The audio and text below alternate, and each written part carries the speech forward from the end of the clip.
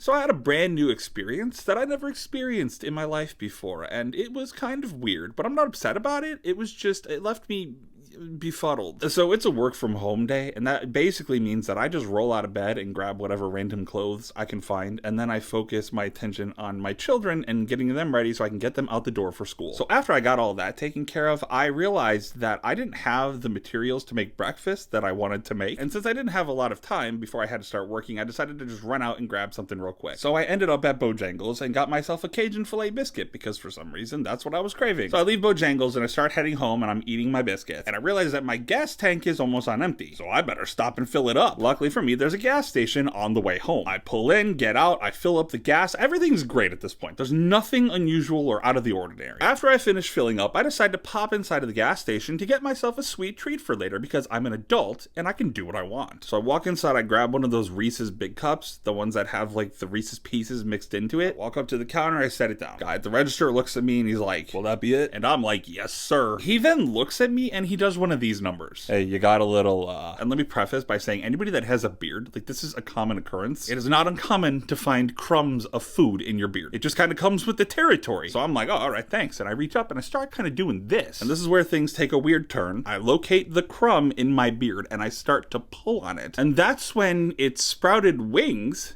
and it flew away because it was a fucking moth. I had a moth in my beard. And I'm telling you, people at gas stations must see some shit because this guy's reaction, he was so unfazed by it. The only thing he said, "You got it." And then I just paid and I left. And for me, the weird part wasn't necessarily having the moth in my beard. What left me perplexed is how long was it in there? Because it was like it tangled within. I feel like I would have noticed if it flew up on me. And so the only thing I can come up with is that at home, my kids have been leaving doors open and we've had like 4 moths flying around inside my house. Well, maybe 3 now. But we've had these moths flying around in our house that I haven't been able to catch. And I'm almost positive that one of them landed on my beard in my sleep and decided to take a nap. And then the empath in me starts creating these scenarios in my head, and now I feel guilty about it because the moth was just trying to rest and he went to sleep in one location and woke up someplace completely different based on the size of the moth and the proximity of where he started to where he ended up. That'd be like if I went to sleep in North Carolina and woke up in California. So yeah, I'm gonna go trim this up because it's getting a little wiry and evidently has become a trap for moths.